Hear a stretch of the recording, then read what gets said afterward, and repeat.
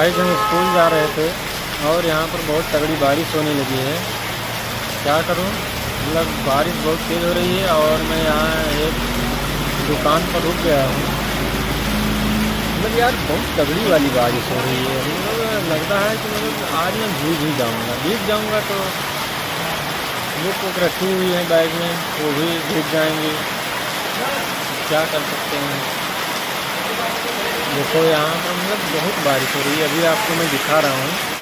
देखो गाइस मैं मतलब मार्केट में रुक गया हूँ, बारिश होने लगी है और देखो बहुत तगड़ी बारिश हो रही है। कुछ मतलब जा रहे थे, अचानक बारिश होने लगी, एक तगड़ी वाली धूप भी निकली थी। तो आप लोगों ने देख लिया होगा कि बारिश कितनी तेज़ हो रही है। और यहाँ मैं जहाँ बैठा हूँ यहाँ भी पानी आने लगा है धीरे धीरे। तो देखिए मेरे बालों पे पानी गिर रहे हैं। देखिए अब मुझे यहाँ से लगता है हटना पड़ेगा,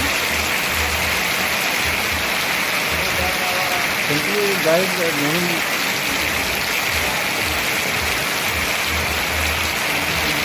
देखिए गाइस अगर आप लोगों को वीडियो पसंद आए तो यार सब्सक्राइब भी कर लिया करो, क्योंकि अगर आप लोग सब्सक्राइब कर लोगे, मुझे सपोर्ट करोगे, प्यार दोगे तो मैं और आगे जा सकता हूँ।